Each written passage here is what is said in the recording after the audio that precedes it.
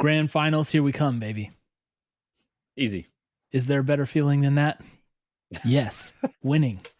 We will soon experience that feeling for the second time in a row. Oh, okay.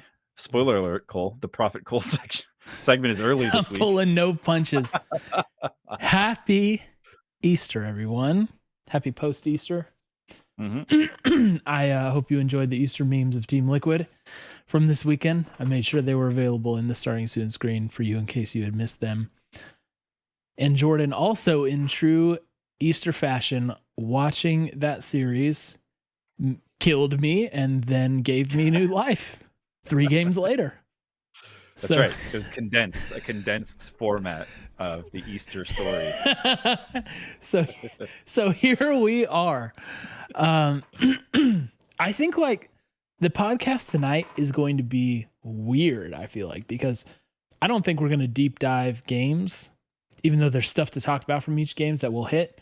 I think a lot of it's just going to be talking in general about how we're feeling right now. And I also have a little bit on C9 that I'd like to go over with everybody as a reminder, because I do not like some of the tweets and analysis I am seeing out there. So, finals this weekend. Grand Finals, that is, this weekend. Grand. What a feeling. The grandest of finals. We just get to sit back and watch these teams prepare to battle each other, take each other down before they have a what is it, the next day, go back for a redo against exactly us. We'll see how the war of attrition goes. We like that. Tonight, it's a good night to remind you all that we're powered by Rip It, the best tasting energy drink in the world and the most affordable, though inflation has them lying on the can. Let's be honest. It is not $1.25 anymore. At least it's not ringing up that way for me. But I am really. I've got an F-bomb in honor of the Abbedagge post-game interview. So I hope that me cracking open this F-bomb does not contribute to the fine pool from Riot. No. Let's go. They're just gonna keep adding to the total. They will. We also are very proud to thank Elgato for providing our lighting and our capture equipment and for being real ones. We like to shout out real ones when we see them, and Elgato are for sure some real ones. So chat, please join us for what promises to be a weird ride through tonight's podcast. I can't wait. Wow. It's gonna be fun. First, just before we dive in, Jordan, just what were your feelings and emotions on getting through that series? Was there a point where you had lost hope? Yes. Yeah. Shortly after game 2. pretty shortly. At some point tonight, we got to talk about this topic that you continue to bring up, kind of as the sides of the power of the casters to form a narrative. Yeah, they are incredibly talented at this, and I just think it is super interesting. And I find myself enthralled by it at all times. Right. So the comments about Reaper, he just looked really bummed out. Like his mental is probably shot at this point. They're down bad 0-2. Is there any chance they could possibly? I don't know. Those guys are not looking too happy, and all this stuff. Like that's the mood was set for the sweep, and only by the slimmest of margins did we stay alive in the series. I want to clarify. I'm not going after the casters for this. No, I know you're not. I know you're not either, but I just want people to know, like, I have an immense amount of respect for the casters, and I think they do an excellent job.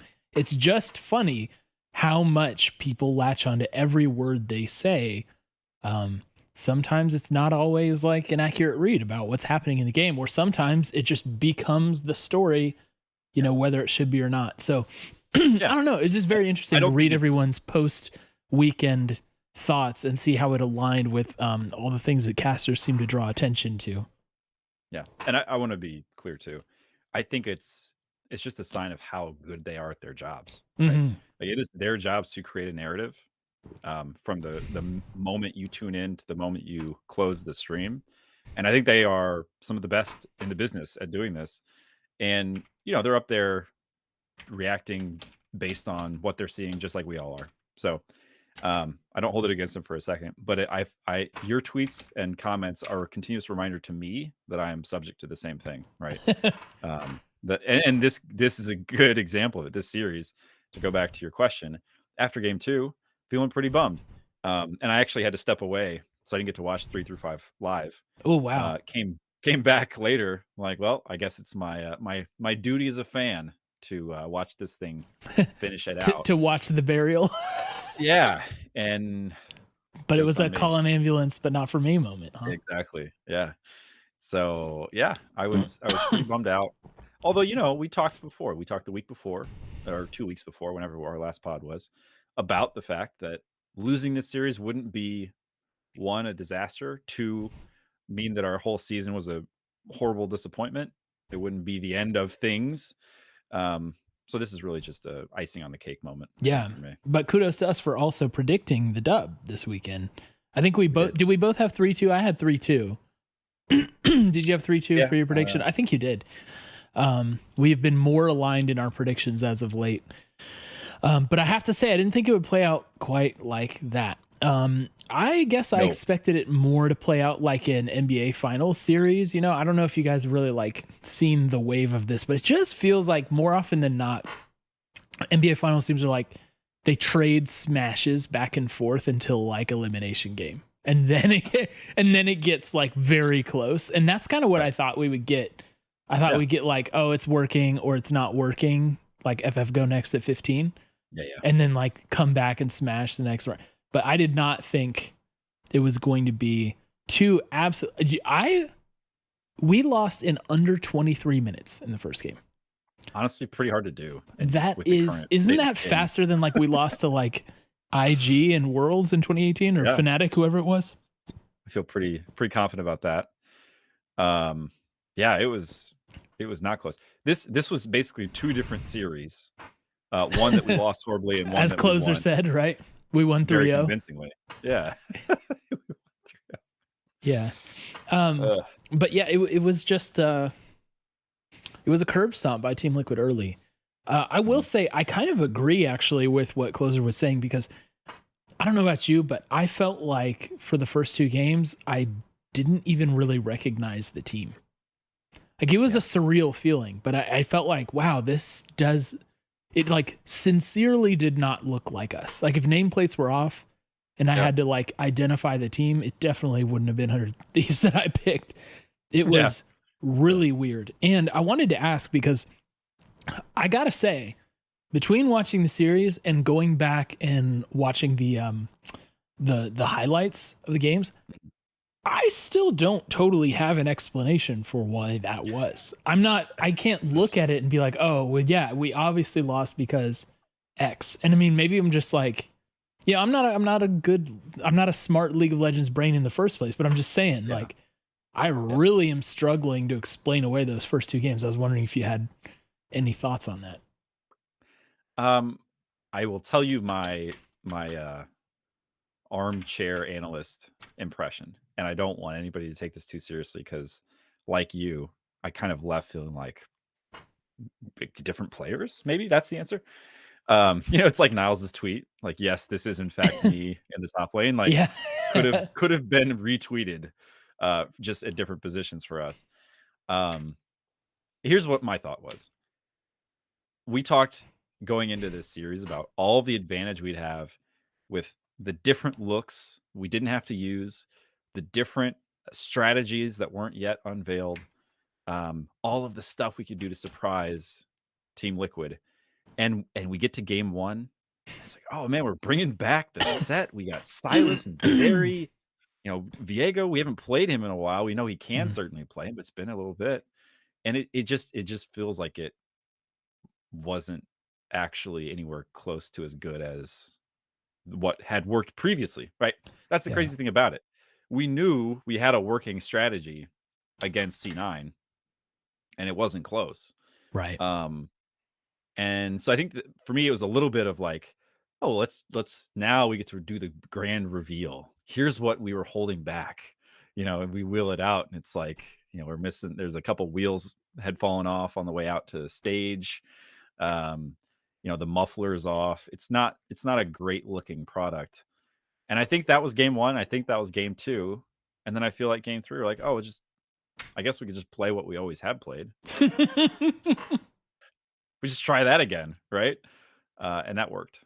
Yeah, it was I don't know, it's like there was always a sprinkle of something different or like different proprietary blends of 100 Thieves picks, you know?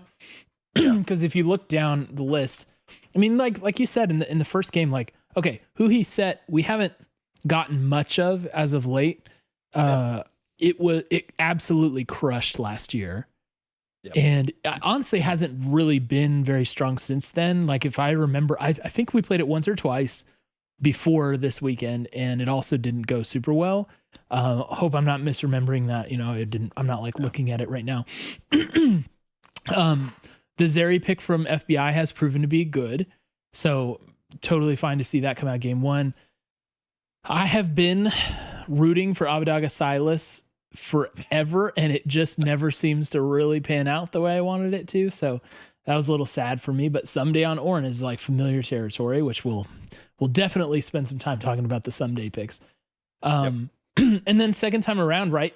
The Ssumday Tryndamere. That's like a new, well, not a, like, you know what I mean? Like a this season signature pick coming out from him.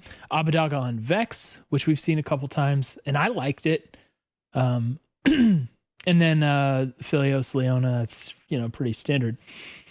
Then we got into game three. The Lushinami lane rotated in, right? This is the proof of concept we established at Worlds, and have pulled it out once or twice before in this split. And guess what? It looked very good again. I like Huhi's Nami is just very solid. I really enjoy it. Closer on Jarvan though. Remember we were kind of like not loving the Jarvan pick, but he was incredible on the Jarvan. And I think we actually have to bump that into maybe his top pick that he's playing, even over Lee Sin, maybe. Yeah. Yeah. And then Abbedagge rocks banned, like every game. So yeah, that for me feels like I'm not ready to dethrone Lee Sin as the all ending pick, and it was banned. It was first ban every game. Yeah, they didn't even want to accidentally. But I'm just saying, like, it looked extremely good, man. Like, for sure, it was very, very good. The J4, I don't know why that champion suddenly is giga busted, but yeah, it is. Yeah, so great, play it. And Abbedagge rock solid on the Orianna in that game 3, 6-1 and 10. The Jarvan Orianna was devastating. It was really devastating. And then like proceeding game 4, we're just talking about like the different looks we presented, because that was something we definitely thought we would get a ton of variety on going into this series. So game 4, Ssumday on Ornn again, the Jarvan run back, Abbedagge on LeBlanc looked very good to me. And then Aphelios Rakan is not something we often see from Huhi. And then in game 5, Ornn Viego, Twisted Fate, which more on that later. Zeri Leona. So I think game 5 was maybe the most standard, the most vanilla look that we had compared to what we've done as of late. But so it's kind of like, I do feel like we had these slightly different elements and looks to every game that we played, and which is very interesting. Ssumday on Ornn was like the one thing that was didn't change except for the one Tryndamere game. Yeah. So it was interesting. It's like, as opposed to the C9 series where we didn't show anything, I feel like there wasn't much new there, or maybe not even anything new from this, but it was different combinations and like a cycling variety of things other than top lane for the most part. So I'm kind of like, I don't feel like we gave away the whole hand, but we did show different combinations, and that's interesting. Yeah. We showed different it was variations on a theme, right? So these were different ways that we could play a really strong front to back team fighting team. And the great news for us is that is just not very easily countered, Yeah. It turns out that being able to contest objectives in a very convincing way is is a good thing to be able to have in the current state of the game. Yeah. That does play to your advantage. So I think if you're going to show that anything is one, like, let's say that we just had a ton of success with the Tryndamere, right? Or like a really strong split pushing comp. I think that's an easier thing to prepare against in the next series, right? Because it's like, well, how can we answer that? It's kind of like Summit. And, Yeah. we might talk about this more. But if you're a team who has Summit one look, talk is coming. Trust me. good. If you're a team that has is one really effective look, it's like, well, you play Malphite, Yeah. and we'll defeat this guy so soundly that he loses the next 15 games he plays, and that's kind of what's happened. So, but He's like, not how do you? joking. What's the shortcut to beat a front to back? I mean, look, this is a rhetorical question. I know that there are things you can do, but it's not as easy, especially if you can do variations on the theme, right? So it's like, okay, well, you want to play this answer. We're going to throw in this different look, this version of it that is nuanced in a way that will make it harder for you to pull that off. And I think that's what we saw, right? Eventually TL quite like wised up and started to just try to beat us at that game. And brought out like a TF, brought out some other things that just made it harder for them to do that. So I'm feeling good about what we saw, because I think it reinforces what we've been good at when we've been at our best. Yeah. This obviously goes better when you are able to win all the games that you do this on, right? But I do feel like showing a bunch of different combinations of stuff and reminding the other teams of what picks we have, it's going to make draft hard to prep for them. Yeah. So, that's hopefully a good thing. Like I said, it's more effective when you're winning with those picks. But even like, the lost Tryndamere game, the Tryndamere was definitely strong. It definitely was the carry hope of the team, and something that I still think you have to account for, because no matter how many times Azael tries to claim on stream that the team never wins with Ssumday on Tryndamere, well, sometimes Kobe's there to contradict it because Kobe casted those games, but Ssumday on Tryndamere is a dangerous and good thing for us. So I think that was one of the things, is like, there's a lot to account for in draft. And I don't know, maybe it's changing a bit. Maybe things are waxing away. We talked about the Viego pick, like not looking as strong from him. There are other factors that go into that for sure, but we don't need to litigate that now. But the point is, look, there's like, it's not going to be straightforward. Like, they banned Lee Sin first ban every game and still lost, so you can't just target in a very obvious way.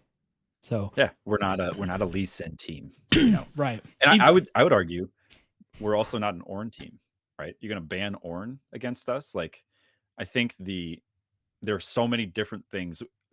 Ssumday has played Tryndamere and Ornn basically for the last couple of series. Don't forget that he can essentially play everything else, Yeah. And he can do it well enough. Like, well, hold it. We're gonna have a more extended, protracted conversation about that. So keep that fire burning for later. I'll keep it ready. But going back to what we were originally talking about when we got off on this conversation, is just like, I don't know. I mean, Pop Smithy said in chat that they didn't get to play their customary warm-up game against 100 Next before they went on stage. But it just looked different. And I'm not sure I can point to a reason why. And maybe it was just playing a little sleepy or whatever. But I'm glad we woke up on time. Because that could have gone very, like, the resulting analysis and projections that come out of losing that series 3-0 are like, they put us in way different plane of existence, especially with the respect that we're given from other people, which, at this point, it's probably just provably good for us to be viewed as the underdogs, but whatever. One of the big themes, especially that came through with the listener questions and listener takes, a lot of people had a variation on this. We're just talking about like how much TL threw, and so much of the post series tweets and Reddit was about the drafts, especially in games 3 and 4 out of Team Liquid. How much are we buying this? And in what ways? Like, were they just instant draft losses from Team Liquid or what? I mean, that's not how I read it, you know? That feels very, again, it's like, well, why not it's so easy. Why not just do X, Y, or Z things? Why not just draft a better team? I mean, game 4 specifically, yeah, okay. They did the double marksman thing. It hasn't worked as well for them this split. But they also got Ari, which I think Bjergsen has been basically unbeatable on. So yeah, they did things in the same way that for games 1 and 2, we did things that didn't work as well. I don't know. It feels too simple to just say that a team with a losing draft or a team that loses with a draft that is not, standard, it's all to blame on the draft. I think that is a little bit overdone. Like if you look at our games 1 and 2, I wouldn't say, well, we lost it in draft, right? Right. I'd say we had, it's like played we like had a doo-doo. strategic. We what? I said we played like doo-doo. Yeah, exactly. And so it's easy to look back and say, what were they thinking with that draft? It's like, well, they thought they could win, one. That's why they did it. What I think we found is these looks from TL, we were able to counter. So you got to give credit to the people who are playing against the draft. There are versions of this game where they beat us, and people say this is a draft. Whoever at TL that's come up with this is a draft god. We need to, quick build the Reddit shrine to them so that we can try to channel this energy into NA's world performance. This is back where like the caster power comes in, because like think about the game 3 Graves pick when the casters were like, oh, like definitely this is going to be Aatrox. He'll just Whippo will just play Aatrox again and he'll dominate just like he did in game 1. And then he doesn't pick Aatrox, and everyone's like, oh, that's the most troll thing in the world. It's like, oh, he picks Aatrox, he wins. Like, okay. I mean, he did destroy in the game 1, so cool. But like, I don't know that changes everything. And like the gold lead, I think like when you have a draft loss, a lot of the times the gold lead tells the story because you either just lose, just straight up lose, or like the scaling is very obvious. So just like you have like a rainbow basically on the gold lead. And it wasn't like that, in game 4 at least. Game 3 was pretty much a wire to wire for Team Liquid. I mean, we were very even with them through the first 15 minutes, and then after that it spiraled out of control. But game 4 is just like kind of just push and pull back and forth. I don't really know. The one thing I will say, because I don't think like, for instance, the Whippo Graves was necessarily like a troll pick that lost him the game. I do think the core JJ picks were a little weird. So bringing out the Soraka obviously did not work. Though it looked in lane early, it looked like it was going to just completely destroy us. But after that, it didn't matter. Like he was tossing out those ults during the fights, and it was like, okay, let me hit him 1 or 2 more times. Like the ults did nothing. And it just seemed like a not core JJ kind of pick. Yeah. So I get it if you want to come with that angle. I truly thought that pick was weird. The Braum pick, I don't know. Like, I don't know what you choose instead, because Ezreal Braum's always been pretty good. Braum has like, at least in this meta, it feels like it's only a disengaging ult. But so does Volibear, like I don't know. So the Braum is like not as weird to me, but again, it doesn't feel much like a core JJ pick. Yep. I don't know. Those picks were a little abnormal to me, but I don't think this was just this like colossal throw by Team Liquid. Maybe you can spot him a game in a close thing, but it's like for the rest of it, it felt for me, maybe because I'm coming from the 100 Thieves side, but for me after like game 2, it just kind of feel like, okay, let's go play with our hearts. Yeah. And see what happens. Like I wondered how much those game 3 through 5 drafts were actually like prepped and planned, and how much of them were just like, no, we know we can do this. Let's pull it out here. Like, what are you guys feeling like pulling out? Let's pull this out.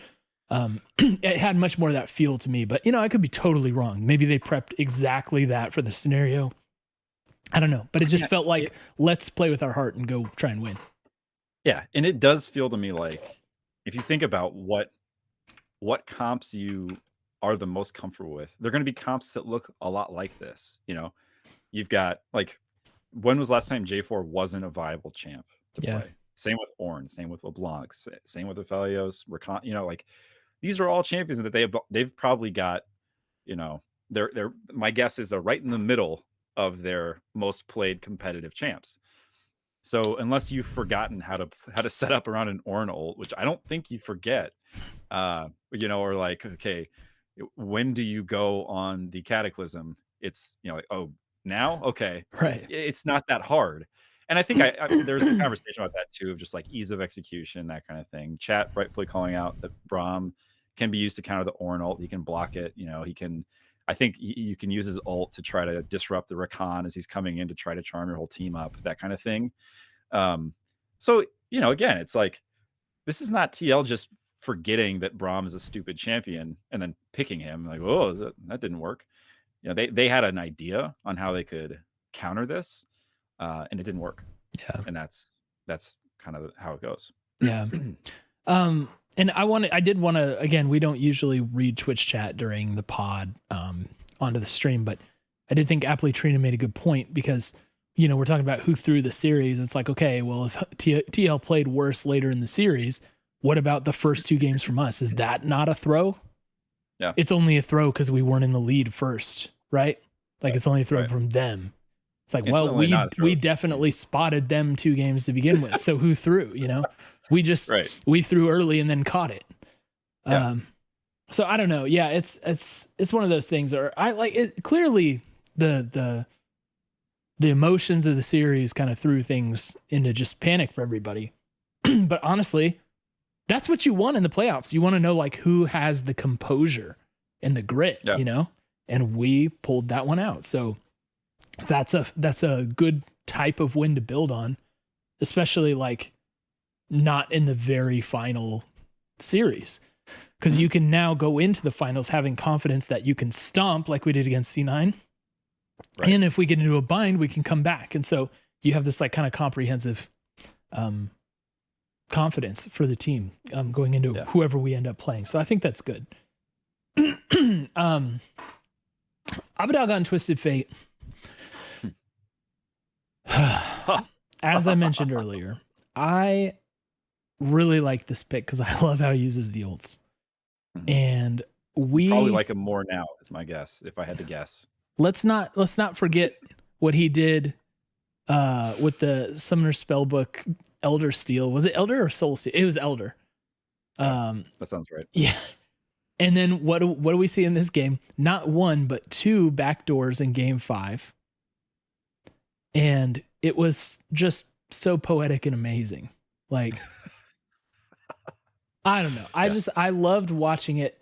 I can't believe it worked. It did. To me as a viewer, it seemed kind of like, all right, he can get in there, so they're going to have to stay in base. But how good does it feel to like out macro Team Liquid, right? So I don't think that's one of the categories where people would have rated us higher than Team Liquid going into the series. But it's like, hey, guess what? We out macroed them for the win in game 5. That's pretty amazing. And we have some of the best comms ever. Yeah. That 100 Thieves put on Twitter like that day, where they saw this happening, planned for it, right? They were like theory crafting the rest of the game in the comms. Very, very clear and clean comms, by the way. It's like no one was popping off. Everybody was just like calm. Everybody could hear each other. There wasn't noise, you know? Yeah. And they just calmly planned out the victory in a game 5 against Team Liquid. This is just so good, man. Yeah, it was really good. I'm glad that moment was captured. Kind of going back to what you said about the macro out macroing them. I think even as I look back on that game, thought back about it a little bit more too, I think it was easy to assume that we'd made the wrong call when we tried to push for the win. Taking out the Nexus turrets.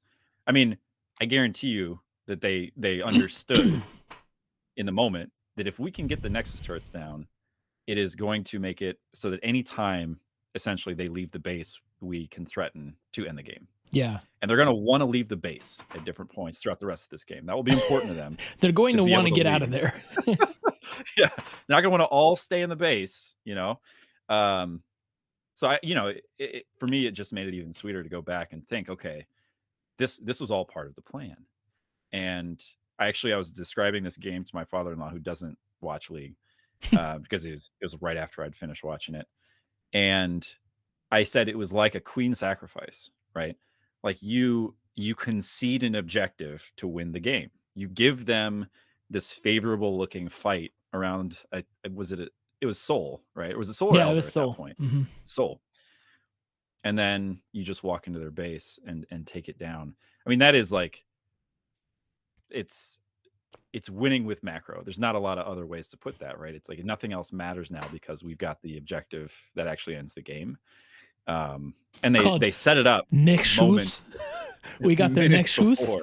Yeah. So I like that game. I like that ending. I like and it just that felt game. like there was no we put them in an unwinnable situation. I don't know how they really could have prevented us from it at any point doing that, pulling that off. They would have to play it perfectly to prevent it. Yeah, happening. And going back to what you were saying about the push instead of going to Baron or whatever it was. Yep. It was kind of like, do we want to try and win through being strong with the Baron push and then winning fights, or do we want to win that way or another way? I think that was the call. It was like, let's open up another door to victory. Maybe not getting the Baron as a sure thing, but maybe they thought that we could still win in a 5v5 fight, unlike the analysts, who again just put that out there and shaped the entire conversation. It was like, oh, 100 Thieves is not going to be able to win this fight, and I think they know that, and blah, blah, blah, blah. It's like, didn't we just win 2 5v5s like in a row, basically? Yeah. How sure are you? I mean, Bjerg like Flame Horizon Abbedagge, so okay, he's strong. Yeah. He's Bjergsen, whatever. How sure are we though that that's a guaranteed loss for us in the team fight? I'm not sure I fully like bought into that. And in the comms with them planning that victory, maybe they felt it, that our own players felt like, okay, we're not sure how long we can kind of keep up these amazing fights. Yeah. But I don't know. It's like if we are consistently beating them in those fights, like I don't think it's just a given that we're going to lose, even with scaling. Who else is scaling from our side? We've got they've got the Corki basically and Xayah, and we've got basically Zeri. But I don't know. It was incredible, and we have such good team fighting when we're playing well. I don't think anyone team fights better in the LCS than us when we are playing at our best. I don't know. I'm not arguing that I think they were wrong. I'm just saying all we did is open up a second win condition, maybe more likely than the standard win condition. But still, it was like, I don't think that we made a choice one over the other in that moment, and then that was a bad call or whatever. Yeah.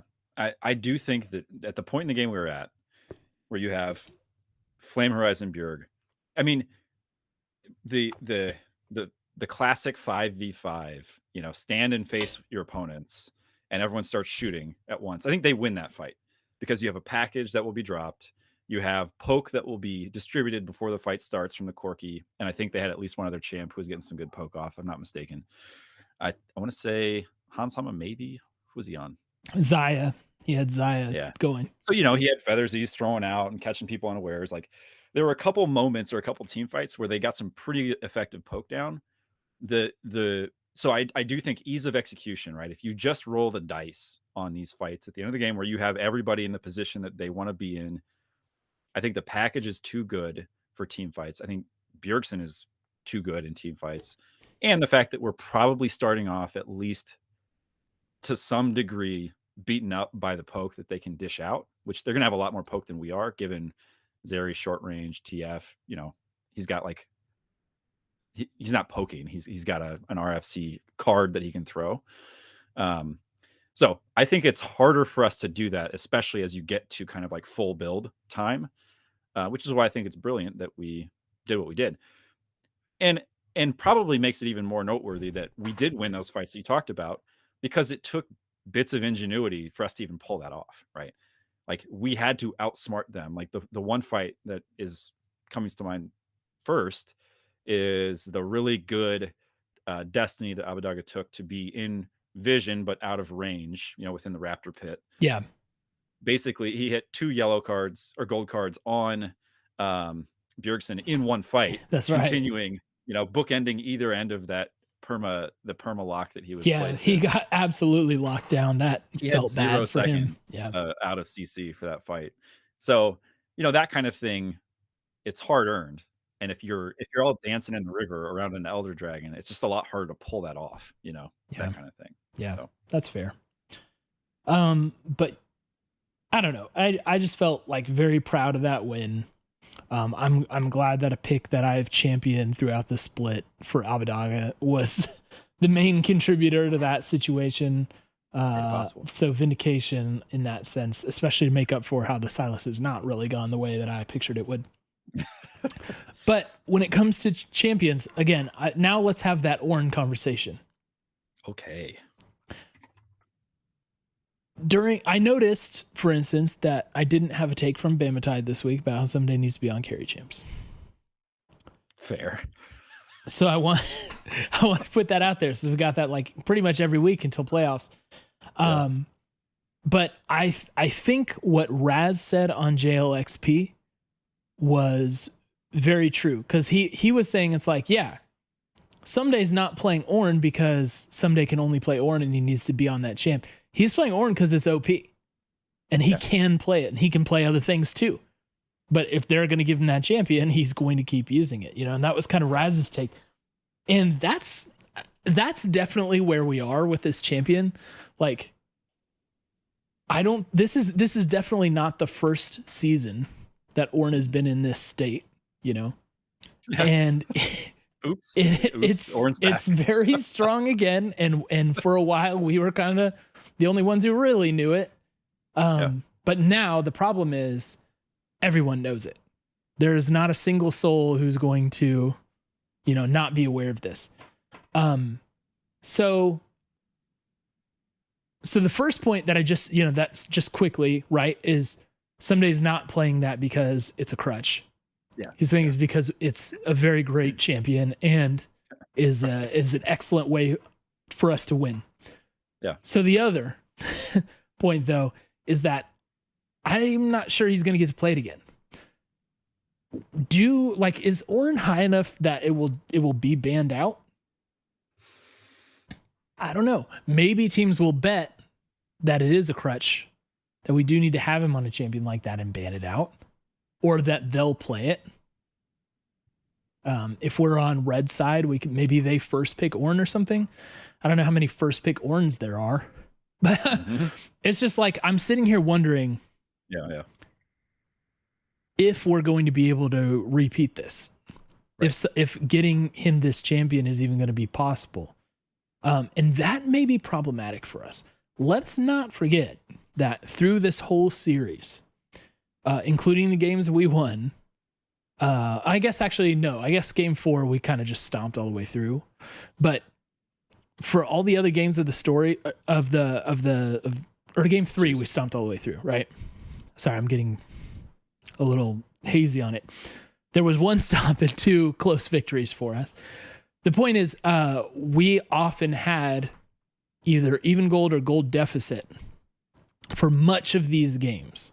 And we're playing from behind for much of these games. And we know Ornn is one of the best ways to make up for playing from behind. Bjergsen was outlaning Abbedagge pretty thoroughly. Is it going to be problematic if we don't get the Ornn? Is the gold lead going to be too big for us to overcome? Are we going to be able to find a way to lane and get the gold? Does this fill you with fear? Excuse me. I want to say no, and I don't. Maybe it's just because I'm an optimist. But let me unpack it a little bit. So we talked about how Ornn is not a crutch. Ornn is very good. Can do a lot of different things. Can get solo kills in lane, which he did a couple times, which was fun. I like that. Has incredibly tanky, tons of ability to evade ganks, gives his opponents better items, can shop from lane. He got a lot of stuff going on. Ssumday is not. I have always said that Ssumday is a good team fighter. And I don't think it's because he plays a specific champion that is a good team fighting champion. I think it's because he's good at it, right? So I think even if you ban the Ornn away from him, it's kind of like the Lee Sin conversation. Closer's a good enough player. Yeah. You can ban Lee Sin. You don't have to worry about Lee Sin, but it doesn't mean you get to not worry about Closer. He's still good. And I think the same thing is true for Ssumday. And I think there are enough different tanky team fighting champions in the top lane that we're going to have other options, like a Gnar, right? Gnar is effective at doing in team fights in a certain sense what Ornn can do, right? Like he can 5-man Gnar ult people and that fight is over and we win it. So like I don't think you get to just say, well, ban the Ornn and then Ssumday is no longer a concern for us. Not to mention, even on the game where we didn't look very good, he still had a really good Tryndamere game. So if we can figure out how to play that better, that's still a win condition for us that isn't solved by banning Ornn. Looking at first round bans by Team Liquid, game 1 we had Lee Sin given as first ban through all these. So the other two for the other games, Aphelios, Ahri. When we're on blue side, they took away Ahri every time. Aphelios was the other choice. Game 2, when we're on red side, they ban away Zeri, Jarvan. Or excuse me, those are their pick line. Ugh. They ban away Nautilus, Rise. Game 3, they ban away Aphelios, Ahri again. Game 4, Nautilus, Rise. Game 5, Ahri and Jarvan. So they made a small adaptation there to not let Closer play Jarvan, which didn't end up mattering. So Ahri seems to be a very high priority. Nautilus also. It's like, can you sacrifice one of those bans in the interest of, taking away Gnar or taking away Ornn? Yeah. Right. It's like banning Aphelios from us. I mean, FBI is good on like most of what he plays. I don't know if banning Aphelios is like that effective. Especially with Zeri in, like Zeri is a pretty viable alternative. There's going to be like Zeri Jinx in every game, right? Yeah. Jinx, right. Jinx still in, Xayah. Like there are enough viable ADCs that you don't have a clear solve there. It's the same kind of thing, Like if your hope is if you're trying to break up this team fighting comp that we've found that works really well, I think the problem that you'll run into is all of our players are too good and have champion pools wide enough that you can't effectively stop us in the ban phase. Yeah. Right. And notice we didn't play Diana and Diana wasn't banned either. Yeah. We could see Closer pop off on that just as easily. Right. I don't know. He's done it before. So I'm not sure. So I got too deep into Ornn, I guess, but I'm just wondering because it was so important to us in these games, and I'm just not. I have a little bit of worry about that. Like when we're not on Ornn, are we going to be able to keep up with the gold situation? We obviously couldn't really against Team Liquid, and then EG. You're looking at Jojo Pune and Danny. Yeah. Those are some tough lane opponents, right? So are you coming around on those guys? Well, I've always had Jojo Pune great in lane, not so much otherwise. So that's no change of opinion for me. Though I do think Jojo Pune is obviously getting better, which you do when you play and get experience and you age. So, but and the other thing is, as Papa Smithy brought up before playoffs started, it's like we were playing red side all the time. And now we're bouncing back and forth. So we do have to like prep more in that sense. But again, I'm not sure it's going to make a difference because of all the different combinations we're able to put together in draft. So I'm just very interested to see what's going to happen in this last series, like what champs we're going to get to play. And maybe it's all for naught and we're just going to end up playing the same picks. Because how much can you ban out? Yeah. It feels, I think Ornn has reached Viego status from last year, right? Which is like, look, just ban it. You're just going to have to ban it. And maybe it's not the right strategic move. Yeah. But I think, because if you continue to lose to it, the regret factor just starts to pile up. It's like, well, what if we had just banned it? Yeah. And you know what the parallel here is, to go even further and to segue into our next discussion here. We know that what happened last year with the MVP was that we had someone who had a great regular season take that MVP and then completely get outplayed, shown out by closer. And Viego was the signature pick that did that. And what do we have this year? We have the presumable MVP in Summit reduced to rubble by 100 Thieves. Yeah. And now it's like, all right, he is completely irrelevant. And what are we seeing in playoffs? Our guy, our counterpart to that, popping off. And Ssumday on the Ornn, definite pop off. Now, closer, don't let me take away from him because he has had a very, very good playoff run as well. Yep. I think we could forget those first 2 games of this series for everybody involved. But Ssumday also just showing in playoff form, maybe more deserving than the presumable MVP, which I guess we find out this week, right? We find out like just before finals. I don't know when the announcement is, but everyone seems to know, right, that it's Summit. Yeah. So I was thinking, and I tweeted this, has there ever been a single player in LCS that's been more dismantled than Summit? Remember what the conversation was before we played them. It was like, Summit is the best, and it's not close, right? Mm-hmm. And then we gave the blueprint to everybody. It's like, hey, let's attack their strength and neutralize it. Yeah. And his KDA since that game is, do you know it? Insanely bad. Well, I mean, we went over it on the podcast against us, just again in those 4 games.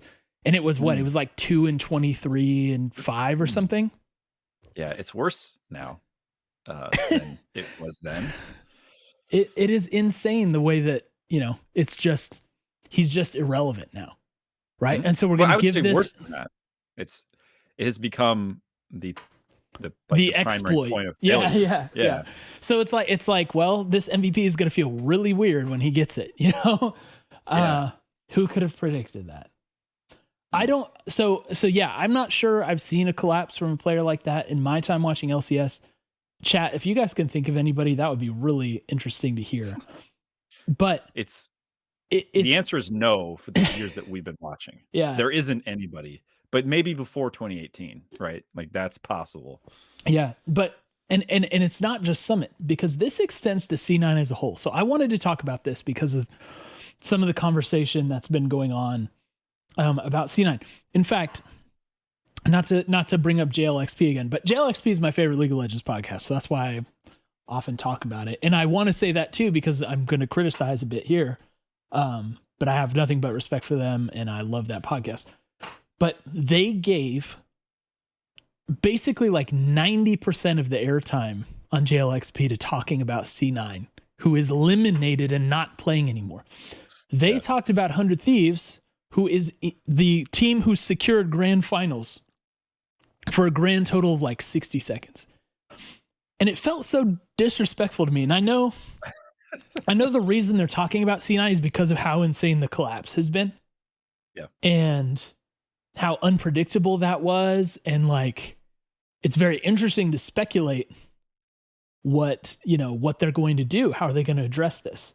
Which, by the way, we're getting a footnote from Sandwich. It says Summit 7-34 versus 100 each.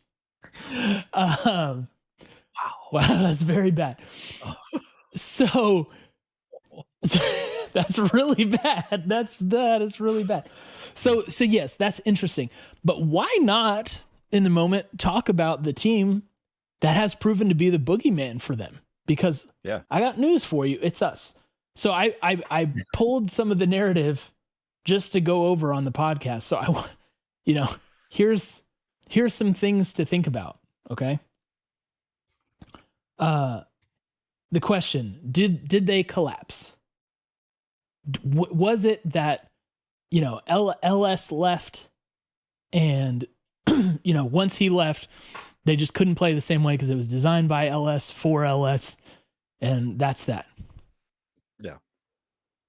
When LS left, they got significantly better at League of Legends, right? Weird.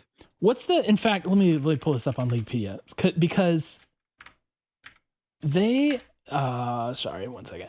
I want to pull up their match history. I think they were 3-1 or maybe 2-2 at the start. Let's see. Yeah, they're good. They were they won 3 out of their first 5 games. I guess you have to take it weekend by weekend because the weeks 1 and 2 were where they had LS. They beat Golden Guardians. Doesn't really matter. They beat EG. Good win. They lost to Team Liquid, expected, and they beat Immortals. Okay. Mm-hmm. Then LS thing happened. Yep. They lost their immediate next game against CLG. And then they won against 1, 2, 3, 4, 5, 6, 7 teams in a row. Okay. Now, that's a pretty good streak. Don't let me get ahead of myself. I am not saying that losing LS was a good thing for them. And I'm not saying that you instantly see the result, because I think with these things, they tend to kind of crumble over time because you're playing in a different system. But it's like they played better when he left. Sure. They really did. And everything was humming, and no one had any concerns about Cloud9 except how quickly will they win. Yeah. Right? Best team. They were the best team in the LCS. Yeah, that's right. Now, and then TSM pulled out that miracle win against them. Whatever. And then they rattled off some more wins. And then they played us. And we had enough. So let's see. They are, where do I want to start with this? They are in 2022. So in spring split, they are 1-5 game score against us, right? Because we 3-0'd them and we went 1-1 in the regular season. Go back to the Abbedagge Reapered era, where you start at 2021 summer. Yeah. So that's like after MSI. Cloud9 is 2-5 against us that year. Wow. Go back even further to 2020. They play us in the second round robin in summer 2020. Now, here's a stat for you, just like the stat about Summit's KDA. Over their last 37 games leading up to playing us second round robin summer 2020, they are 35-2 game score. Wow. That's a good record. They won 35 out of 37 games. And what do? We are the only team to be like, hey, let's go aggressive and attack them the way they attack other people. We run Karma Olaf and obliterate them. In fact, one of my most memorable caster calls for 100 Thieves was in this series from Pastry Time. I remember when Contracts gets the speed up from Karma as he's running at them, and Pastry Time goes, "It's so stupid," as he's killing Cloud9. It's so stupid. Okay. So they won 35 out of 37 games. Then we destroy them, and they go 2-5 over the next 7 games, or 9-11 over their next 20. Okay. It's a different record than what they had before. They win a playoff series against EG, but they lose to FlyQuest and TSM, and they're out. We are just the boogeyman for them. And this kind of went undetected by us even. we have really screwed them up. And we did it again this year because, again, we gave the blueprint of attacking Summit, camping him, focusing on that and exploiting it.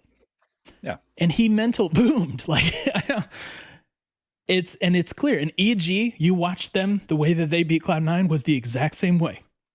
Yep. They were playing the 100 Thieves technique against C9. They brought the Nocturne with a Yumi on board into, just like, they just hard camped him. It was a sight to see. It was painful to watch in some ways. Yeah. So look at that. We are just the ultimate boogeyman for C9. So maybe when it comes to the podcast, JLXP, you talk about the team that's doing that to people. You talk about the collapse of C9, you should be talking about the strength of 100 Thieves at the same time, because the strength of 100 Thieves seems to be leading to some of those collapses by C9. Tonight. Yeah. So I don't know. I just wanted to make that point. I think that losing your coach and losing like the engine for your game plan and everything, it's never a good thing. It's never a good thing. You don't want it. But this is not a collapse because LS is gone. It just doesn't seem to be possible. It's a collapse because they had a strategic weakness that was demonstrated by us. And then it's replicated by those who follow. It's not complicated. Why are we discussing this? Like, why do we have to make this case? It should be obvious. Yeah. I don't know. There's not a great reason. And the thing that for me, I mean, I don't want to go back to did you want to talk MVP? I know we started off talking about Sure, MVP. Yeah, go for it. Okay. Here's my thoughts on the MVP thing. Like, I agree with what you said. It feels pretty clear that we found the thing that you do, and then you beat C9. And congrats to those who also used it. Very easy to replicate. Unfortunately for C9, we waited until kind of the most critical time in the season to reveal that weakness. They didn't have time to correct it. The rest is history. The MVP thing is a bummer for me. And here's why. It's not because I think that one of our players should have actually gotten MVP. I think it's just it's the award itself. The regular season nature of it.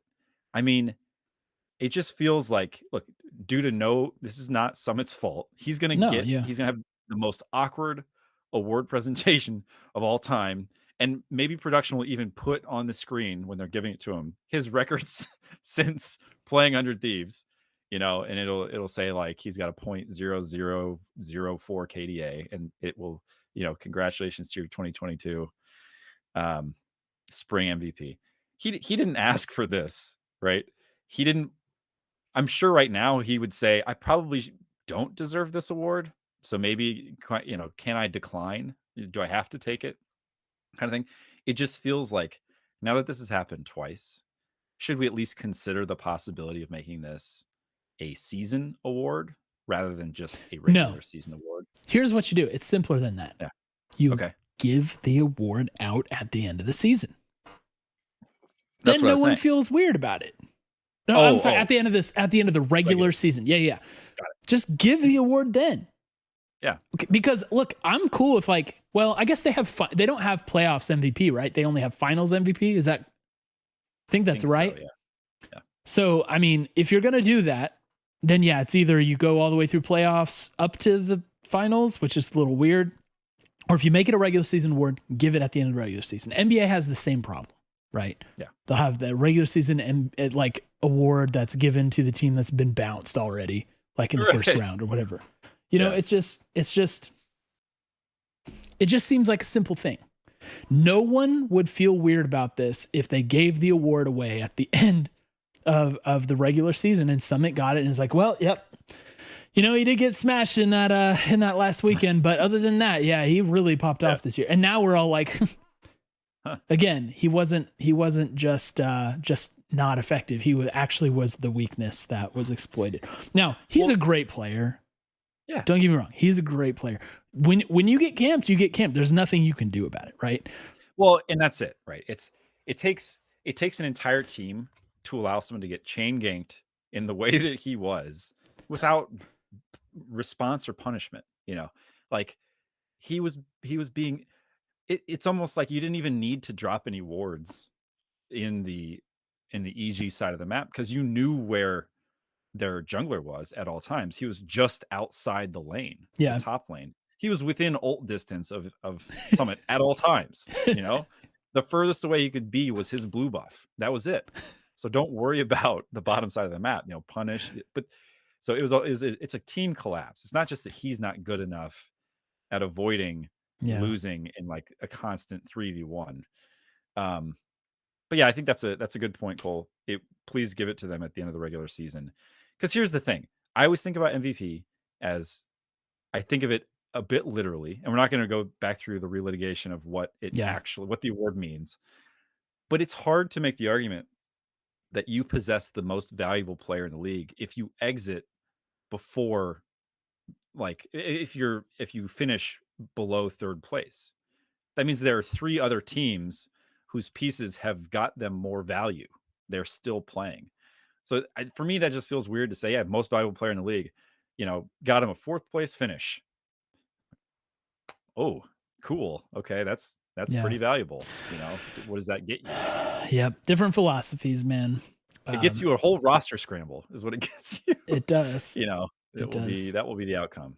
So goofy. Yeah, honestly, like just as a final note on this, it's like if I was C9, I'd just keep him because I think he's still a really good player. You just learn to play when he's focused. You have the talent elsewhere. Why not? Anyway, so we now have committed the JLXP sin of giving C9 too much airtime, but I just wanted to make that point. All right, we own C9 for now, and it's nice because for a while they owned the mess out of us. Yeah. So talking about finals now, coming up this weekend, prep is a weird thing, right? And again, more JLXP for you. They talked about how since teams are eliminated, there's basically no one to scrim. In fact, Jat said that Santorin told him that when FlyQuest was the 1 seed, they didn't think they were going to be playing TSM in the final, and so they scrimmed TSM, and then it was like, oh well, we taught them how to beat us doing that, right? So there's that. There's like the limited pool to play with. Thank goodness we have really good academy team and even really good amateur team. But at the same time, you also have the difficulty of not knowing who your opponent is. Yep. So usually, like in the FlyQuest example, there's a team that you think is a little more likely to make it and a team that's not. So maybe you wait your prep.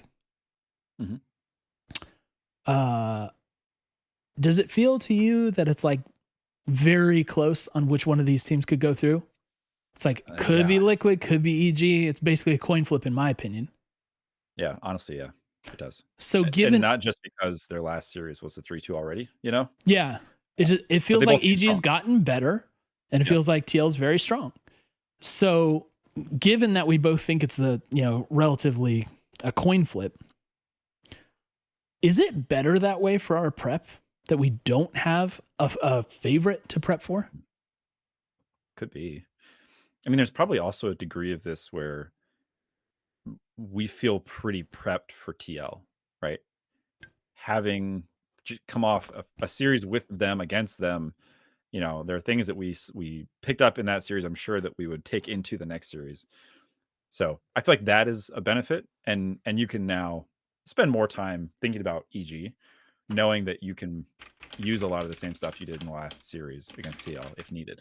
So I would see that as, they're both close. We could see either of them, but if we see TL, it's not like we have to, scramble to find a team like them to help us prep. We just think back to when we played them. But I mean, just think about what Papa's saying about the warm-up game, like how important it is to stay sharp and stay fresh. Thankfully, it's only 1 week in between these two things. Cause I don't like the 2-week break. I like teams to be in rhythm, and so while it's nice to be able to sit at home and know that you're through, at the same time, it's like, well, you're not going to be as sharp. So there's that. We have an extra rest day. Like everybody's traveling this week. I think that's another thing is, look, you talk about prep for a series. They're traveling to Houston. Everybody is. That's going to knock out a day. So it's short prep for the teams who are playing on Saturday. We did see, Mondays are off days for them, and we saw Closer was at the compound playing, and it looked like maybe FBI was there too, because Carl Closer, he's gonna be ready. Yep. So that's a small advantage for us for sure, but an advantage all the same. If we get an extra day to kind of decompress, get situated, get ready for the big day in the arena. Weird, cool. Have a full arena, right? So I don't know what the prep's going to be like. Team Liquid and EG are both. I think they're going to both mainly prep for each other. I don't think there's going to be much 100T specific prep going on for those teams, because obviously you have to survive the first round to get through, and it's been so close. So we're potentially going to come into a team that's maybe a little tired and not prepped for us in either scenario, which is favorable. But again, it's just like, I hope we can still show up sharp and ready to go. I wish that we could hear exactly like what the scrim plans are and everything. I wish I could know that, just to, make a more informed prediction about what's going to happen. But yeah, I don't know, man. The one thing, well, actually, I'll save that for predictions. Let's do listener takes, because we got a bunch, and then we'll do predictions for this weekend. Yeah. And some of this stuff we've already kind of hit. So as we go through, we may speed through some of the takes that have to do with stuff we've already gone over. Speaking of prep, Sen says, really hoping we prep for not repeating the mistakes from game 1 and 2. Mm-hmm. Good to see the team regain and by the way, Sen, if you want to elaborate on those mistakes in the chat, please let me know, because again, I don't know what happened other than us playing like doo-doo. Good to see the team regain confidence and do better drafts. Also, I wonder how different game 3 and 4 would be if TL didn't troll draft. Told you. Looks like we took advantage of a poor draft. Can't get complacent. So yeah, I don't feel so strongly about the troll draft. But you could turn around and ask the same question about us not trolling games 1 and 2. So I think it evens out, and I'm happy that we big brained him. Mm-hmm. JC 101 has a take. Big surprise. Yeah. Shocker. He says, Fuego take, we face EG. I think Picante take was the last week take. Now we're on Fuego take. We're up. We face EG in finals, as our reverse sweep has tilted Santorin into next year. And actually, he tweeted me that screenshot that Mark Z took showing Santorin out in the, like the little like picnic area, the like cafeteria, outdoor cafeteria area where the teams talk. And they had that picture of Santorin after game 4 or whatever. I thought it was after game 2. Oh, was it after game 2? I didn't know it. Yeah. But either way, he's using that as evidence. Did we tilt Santorin into next year, Jordan? He's taking summer off. There's no coming back from this. I don't know. I don't feel like I don't know. I don't feel like Santorin was like the reason. No, I was just saying, do we see him next year? No, I think look, I think if TL loses this next series against EG, it's not going to be because of a similar thing against like the C9 effect. I think that EG is just good enough to beat them. So I think it's entirely possible that we won't see them, but it would be, kudos to EG for making it to finals if that's what does play out. Yep. Knox from Flight Check says, something I really like seeing was the whole squad coming onto stage 4 to 5 minutes after Team Liquid was already in their seats going into game 3. Taking the time for yourself to figure out the situation puts the power into your hands in more than one way. Now, I missed this because I was watching VODs, and so I was just stepping through the games or whatever. I didn't know that we had done that. I don't know what the etiquette is either for Riot, and did we miss it? Was that technically not good of us to do? But at the same time, I think we have the best team staff in the LCS. I think we have adults in the room who can calmly talk through what's happening. And to match that ability, they also have big brains. And then we have very passionate leadership, especially from closer, right? As like the heart of the team. And and you combine that with a very even veteran presence from Ssumday. Like, Yeah. I totally agree with this. Like, I feel like, I mean, that's why game 1 and 2 was so weird, that we didn't seem like kind of ready or whatever. But I have confidence in our playoff leadership and demeanor. You know, I feel like we ramp up like crazy, and we deserve credit for that. I mean, let's not forget, this is the same team that barely beat Dead FM and then came back to pull off a signature win later in that same tournament, right? So they've shown that they've got mental resilience. The coaching staff clearly provides a ton of that.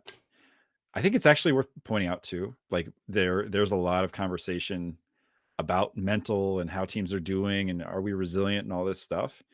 And I think a lot of times when you see, like, we used to have Master Roshi and he would do like that would be a very visible contribution that he made.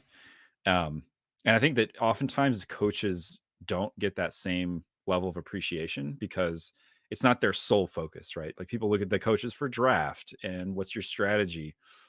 But to do a mental reset like this is like, they have to get credit for that too. Yeah. So I want to make sure we don't skip that just because they don't have like a, whatever you want to, whatever title you want to put on that, the person who does specifically that. It's pretty clear that somebody within the staff is contributing that a ton. Yeah. And I literally don't know if it's possible to upgrade that staff. Like, you'd have a really hard time convincing me that you can upgrade that staff. I love the staff that we have in place, and just at all levels of the program. So Chandler Grote wrote, I love what Raz said about Ssumday playing Ornn. Again, not out of necessity for the team, but as an option. His trend was one of the best parts of that game too. And that versatility is what's going to make us back-to-back champs. So a championship prediction for Chandler Grote. We obviously agree with the content of that. Here's what I was alluding to with the Ornn thing and with what happens if and all this stuff. Our friend Glenn E. Taylor took it to another level. And I'm almost afraid to like publicize this. Okay. He said, what do you think is prepared if Ssumday gets the summit treatment? E.g., he's the most stable part of the map and has been defaulting to weak side and trend. Let's first round ban Ornn trend and Scion/Shen/GP. So what happens if Ssumday gets targeted the way Summit has been? I don't think you can. Good answer. I think so. So here's what I'll say. We have seen Ssumday be the carry threat for this team in the past because he's had to. We have also seen Ssumday play every other variation of top lane role that you can play in a League of Legends team for this team, for 100 Thieves. So I think part of the reason that Summit has been exploitable is because they have continued to double and triple down on him being the carry threat and playing champions that don't have a high ability to endure focused attention. I mean, some of Ssumday's most memorable plays of all time are him turning pressure into his advantage. So you can try that if you're an enemy team, but you have to be aware of the fact that. So part of the reason that Summit, his KDA is turned upside down is because his forward presence, if that's what the stat's called, I don't think it's gone down much since he started this snowball into negative KDA territory. He's still playing up. He's still pushing lanes. Ssumday will happily farm under turret and allow you to just march to your death in the top lane. Whether he can kill you or the turret can kill you, it's just not the same. So I have no concerns about that kind of a attack on Ssumday as a strategy. I think I like what you're saying. I think this isn't really a draft question because I just don't think you can do anything there. And if you try to, then we're going to definitely punish you, especially in jungle. So, but the one thing I do worry about is what if they TSM him and you're sending 3 and 4 people up there a lot, that's when I'm a little more nervous about it. If he gets just perma-camped, I don't know, because what he is famous for, like you're saying, is under turret like 1v2, and he leaves with like 2 kills and maybe a death, right? Yeah. I think as far as that kind of strategy goes, he's probably like the single best LCS top laner to deal with that sort of pressure. So that's good, but still, man, if you die a lot, you die a lot. Okay. Plates, solo turret gold, cross map objectives. Our bot lane is good enough to help you lose the game if you're sending 4 and 5 people to the top lane. We're not gonna let them get the whole map. What if it's 3 though? Because remember, either team we play, they have a very good bot lane. Yeah. And a very good laning mid laner too. I think if they start sending 3 up, and we'll have to just see how this plays out. If they start sending 3, if they get a push and roam mid plus jungler, I think they try that once. And I think if they try it again, we just send we make sure that closer is ready to be there. And we've seen closer do that, right? He's had really good mirroring of gank attempts, like pathing correctly so that he can be around on the right timer. Like we've shown that pretty effectively. So I'm not super worried. Well, you're doing good work calming me down, but I gotta admit, I'm still a little nervous. Yeah. Okay, this next one, I love this take, and I kind of tossed out some of it already, but Gilded Nova says Viego is a trap pick for 100 Thieves. Closer needs to be only on hard engaged champs and allow the other players to follow up. Wow. I think, as I mentioned, Viego is falling back in priority for him, and I think it's a little more effective at the moment for him to be setting up other players with either displacement of Lee Sin kick or the Jarvan Cataclysm or whatever Wombo combo set up in that fashion. Diana would be, virtually the same thing. Closer Viego last year was the thing, right? But I'm putting it down a few spots, I think, in priority for him as to what I would like to see him play. Maybe he'll bust it out in Grand Finals just like he did against Team Liquid last year. We'll see. Yeah. I mean, look, I will certainly agree. The pick has seemed far less snowbally.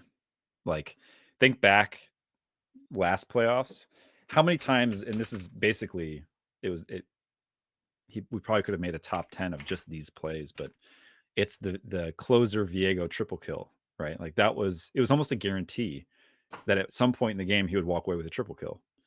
And he would get 1 reset, and then he would get 2 other people just walking to their doom as he just jumped around the fight and took him out. So it feels a lot less able to do that. I don't know if it's just that they've balanced the champ in his resets don't possible heal you 50% like they used to or whatever it was. So, and I don't follow Passion's close enough to say if or when that's happened that they've significantly changed it, but it certainly feels less inevitable that he's going to leave the game with at least 1 triple kill. Yep. Tatted Sparrow, the quick one from Tatted Sparrow, who says Ssumday should change his name to April 16th because that's when he became the best top laner in NA. Oh, that's a good take. I really I do think the original goal was best in the world, right? So I think so. But I love that. Nice one from Tatted Sparrow. Nick Moore asks a very cool question. What's your, and he says completely speculative, take on how we will be affected by Houston? Help, hinder, or no effect? And how do you think that compares to TL and EG? Now, I'm assuming he's referring to the fans, having loud fans and a large number of them. So how are we affected by that? Do you want to start or do you want me to? You go first. Okay, so size of fan base. We're definitely way bigger than EG. And I think we're bigger than Team Liquid for LCS. You really do? I think so, because like a lot of the TL fandom seem to be tied to like players, and Bjergsen's there, so that's like pretty big. I guess Bwipo and Core have big fan bases too, but I don't know. I think like we have a very powerful fan base. So even if say Team Liquid has more fans there than us, I don't know. But the thing is, we have very like passionate, emotional players on the team. And just like imagine Closer in a stadium. Yeah. This dude is like the only concern I have is if he gets like overloaded with energy. Like he goes so insane that his brain bursts or something. Because I just feel like he's got to be the single most like hot-blooded player for this sort of thing. I think crowd getting Closer going is going to be incredible, and I think he's going to thrive off of that. I think FBI will thrive off of that too. I think Ssumday plays good all the time, and I don't think he's very like into that aspect of it. I don't know about Abbedagge. His post-game interviews make me think that he might thrive off of the fans, but I'm not quite sure on that. Now, when it comes to the other teams, TL and EG, I think EG has some nerve potential because of the youth, the youths on that team. Yeah. And who knows, like it could go really well for them, or it could be nerve-wracking to be in that new situation. So I think they're kind of volatile on that. And Team Liquid, I think, is the kind of team that will play the same. I don't think they'll thrive off of it. I feel like we are the team that will draw on that energy more than anyone else. Yep. That feels right. I too have a question mark on Abbedagge. And I actually I'm not sure about this, right? But how many of these players, I know obviously who he has, Ssumday has, Closer, Abbedagge, FBI, like how much experience do they have in front of an audience? You know? Big ones, I don't think they really do have it. Yeah, because of COVID, right? Just like the bulk of their career where they'd be in these really high stakes, high pressure matches in front of a full arena and not just like an LCS crowd. That's going to be different. So yeah. And I think with Abbedagge, if he has a couple of rough games, I think those nerves get amplified. If you make a play that is doo-doo, and then you can hear the crowd roaring for the guy who's opposite you, right? Like it gets that much harder, I think, to shake that mental place that you can get into where you're down in a game. So that will be interesting to see. But I agree with you. I think we have the right energy in this squad to potentially really feed off that. Now, and this may be ignorance on my part, so I just want to throw that out there because people are bringing up TCL and like Abbedagge with Schalke. I'm not sure they obviously have like a lot of like fans from those, but I don't know how big the audiences were in person and how big the venues were that they're playing in. Right.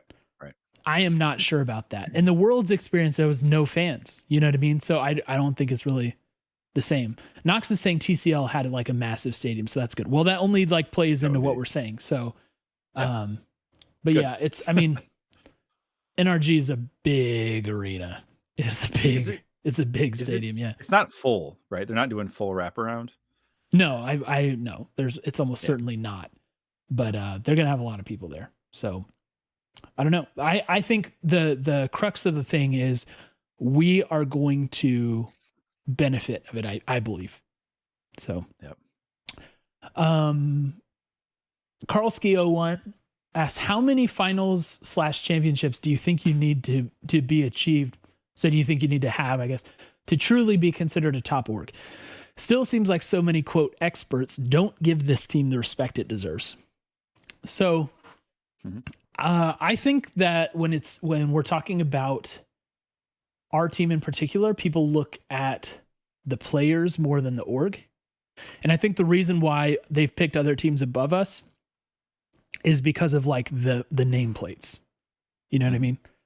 If you listen to the way they talk about these matchups before they happen, they seem to dwell on like the amount of talent, like those imports that they had and all that stuff. It's like some of these other teams have higher pedigree players than ours.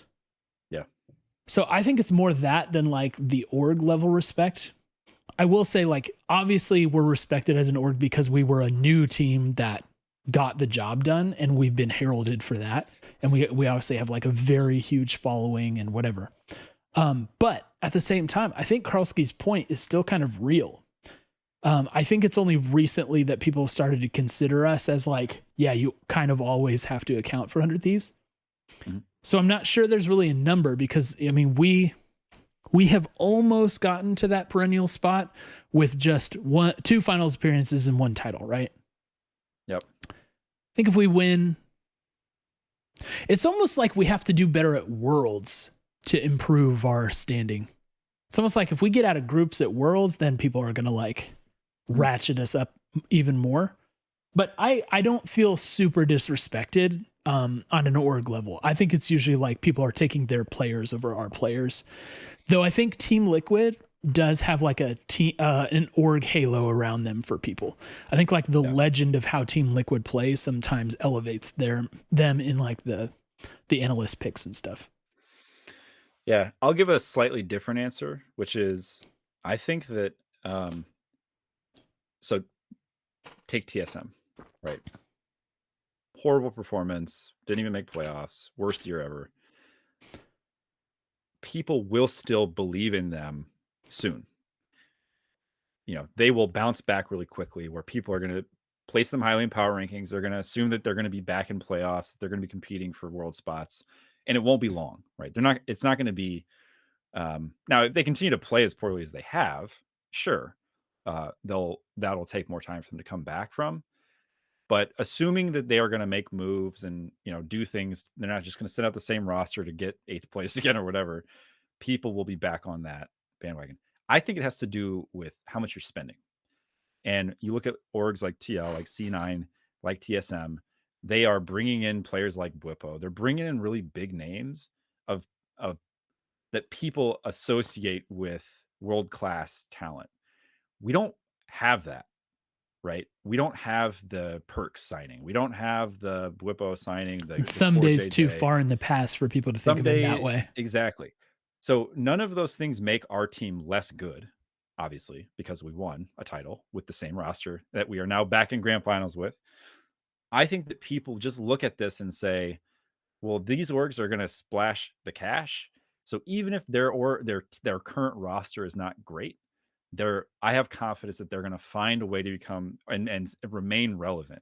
So TSM had a bad split. Okay. They're going to blow up their roster. They're going to sign huge names whenever they get a chance to, and they're going to be back in the conversation because TSM, that's what TSM does. They've got crypto cash. You know, they're going to do whatever. They're going to spend whatever it takes. Reggie's going to sell his house, you know, whatever needs to happen. They're going to coach might pocket a few. Yeah. He'll take he'll take his realtor fees. Oh, that was ridiculous. Sorry. I shouldn't have said that.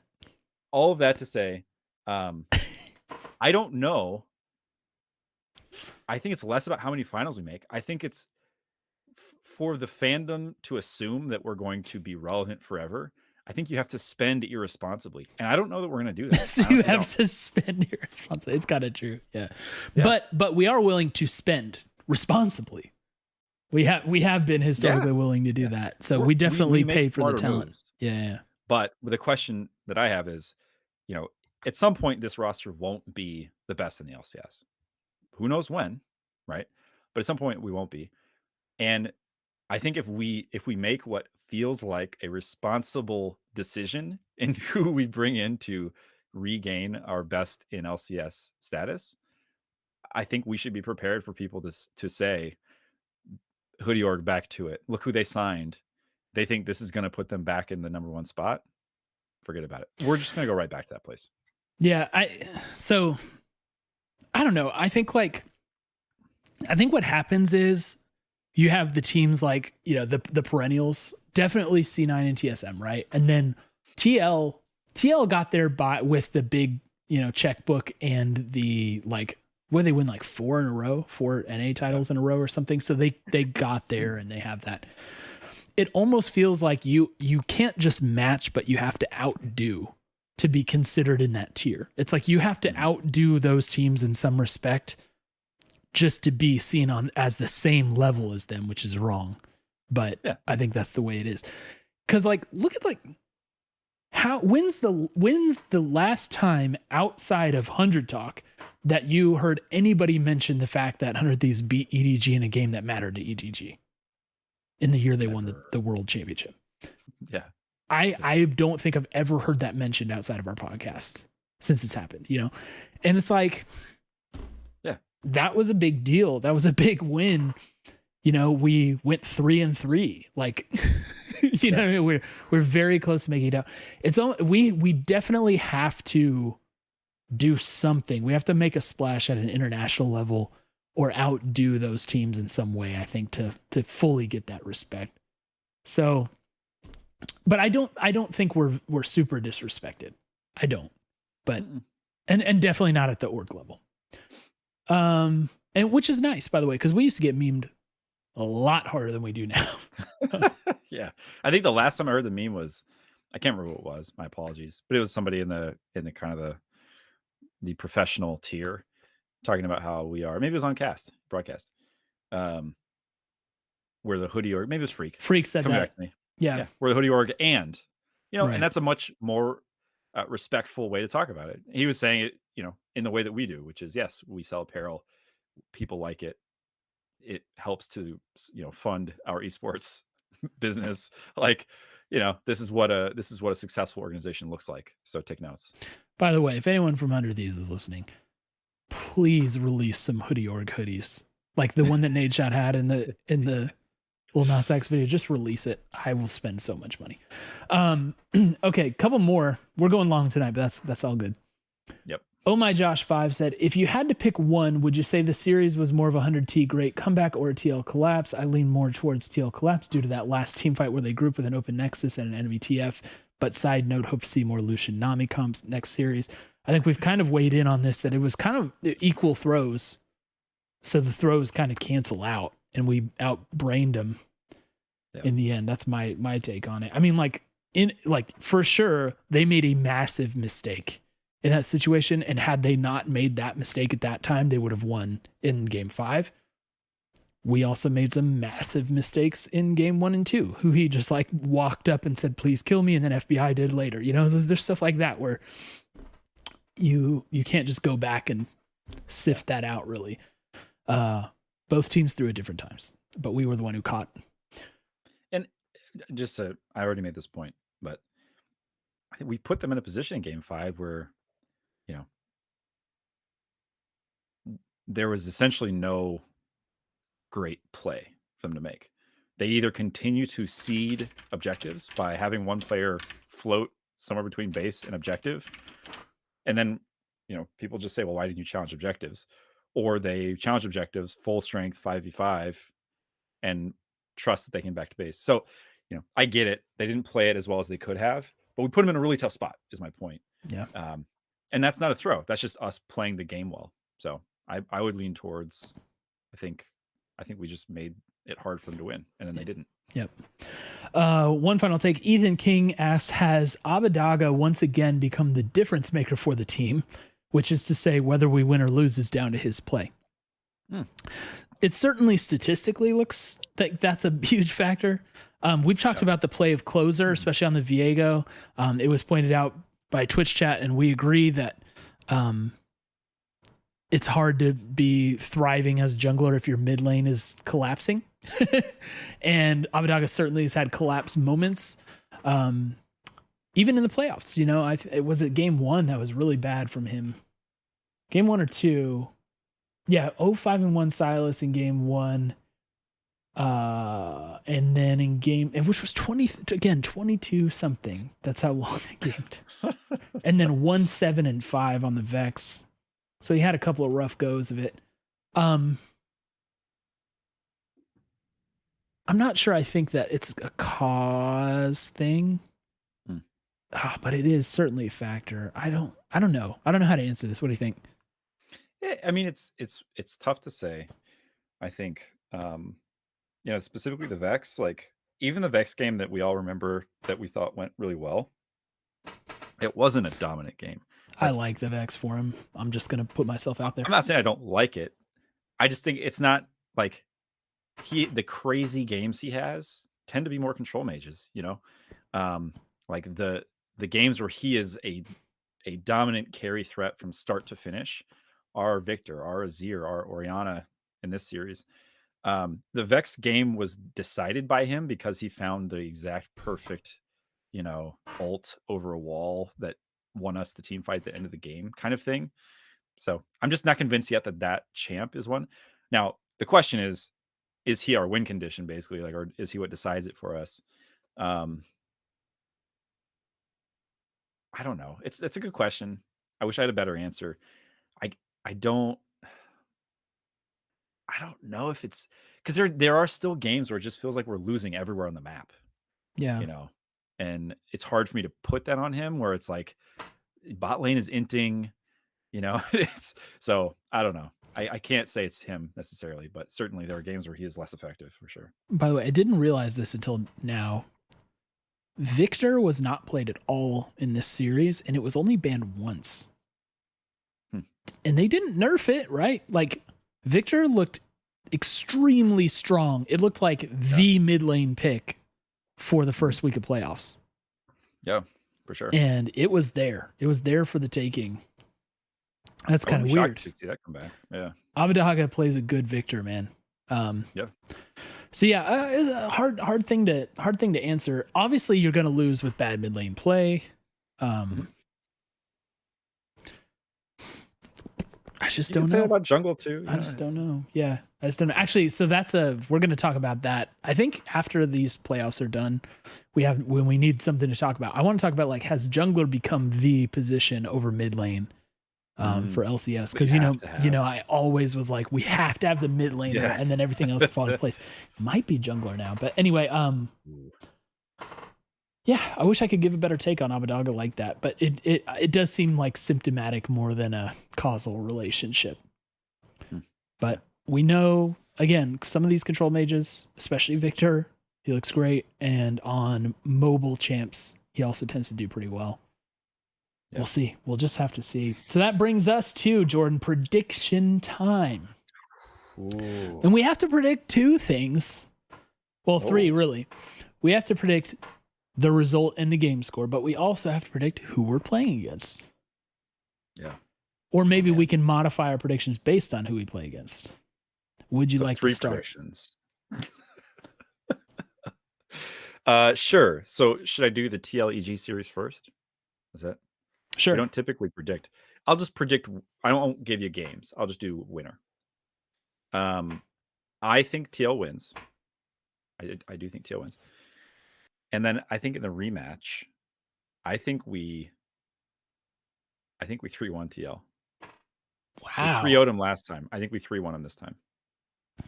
Gentleman's sweep. All right. If EG advances, what do you think? If EG advances, EG can be a team when they are on. I still pick us to win. If it's EG, I'll say 3-2. Okay. So for me, I think. How synced up are we? We've been pretty consistent here for the last playoffs. I know, but I've gone back and forth on this all day about who I'm specifically right now. I'm thinking of who I predict to advance to the grand final to play us. Yeah. I think it's going to be Team Liquid. I think we're going to get a rematch. I'll say if EG was to make it to play us, I think it's a 3-1 for us. They're always going to have a thrilling game or two, and we're still going to win it. And then they'll probably take one off of us. So I would say a 3-1 for us if EG makes it, but I don't think EG is going to go through. So I think it's Team Liquid who advances. And Jordan, unfortunately, I do not think that we are going to sweep them, but we are going to win 3-1. Yes. I'm feeling a 3-1. Yeah. There's no way we come out that flat against them like we did in this past series. Yeah. So you think 3-2 us, I think 3-1 us. I think we repeat. I'm 3-2 for EG. We picked the same Same score. All right, look at us. Look at us. I know we didn't coordinate this. I'm going to just queue up Back to Back by Drake in advance of the next podcast because I think that's what we're doing, man. I think that's what we're doing. I sure hope so. Should we play it as an outro? Is that? I don't know. That'd be so disrespectful. I also predict, Jordan, that regardless of the result, I love this freaking team. And I will continue to love this freaking team. And I don't want any roster changes. I don't want any changes. No matter how, if we get smacked so bad that it's embarrassing, I still don't care, man. I love this group of guys. Agreed. I really do. Whew. Well, it's going to be really fun doing the pod next week when we're champions yet again and going to MSI. It's going to be crazy at MSI. I can't believe it. Yeah, it's going to be nuts. Man, I'm jittery just thinking about it. And do you know what? There is a very high chance that I won't get to watch these. That I will actually be on the road. So I'll have to figure out something or like listen to it maybe or put your phone in a lockbox. Yeah. And do whatever you can. I don't think I can do that. I think I have to know live. I don't think I can VOD squad. You couldn't VOD whether squad we won the whole thing. Like I just have to. Yeah. But and we're getting asked in the chat if we're going to Houston. It does not appear that we are going to Houston. I'm not going to totally rule it out for me because I could make like a last minute audible and just go. But I don't think so. That would be #dad in Houston. I don't think I could pull the last minute audible if that were to be the route. Yeah. So, and that's really sad.